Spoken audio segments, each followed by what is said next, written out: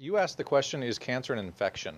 Um, is there an answer, and does that, if there is, does that change how we look at it?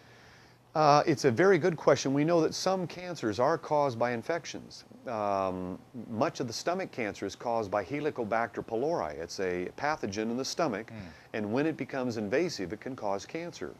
We know that cervical cancer can be caused by some chlamydia organisms. We know that HIV, a human immunodeficiency virus, can cause a brain cancer or a lymphoma. So we know infectious organisms can cause cancer. The only question is, how often?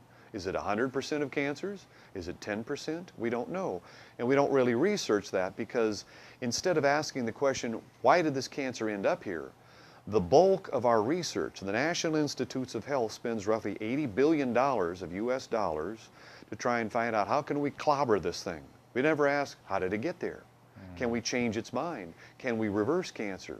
And so, is cancer an infection? Sometimes yes. We don't know how often, and does that change our approach to it? This is where we start looking at Louis Pasteur spent decades trying to pasteurize the planet Earth. Pasteurize, of course, means let's cook it, let's kill them. You take milk, it's got some bacteria. If we cook it, we get rid of the bacteria. Is that a good thing? Maybe not always. But he found on his deathbed, he said, I have been wrong. It is not the germ, it is the terrain.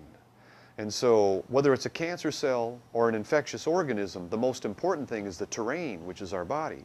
And that's where nutrition, psychoneuroimmunology, detoxifying, and these other integrative fields play an invaluable role in changing the terrain.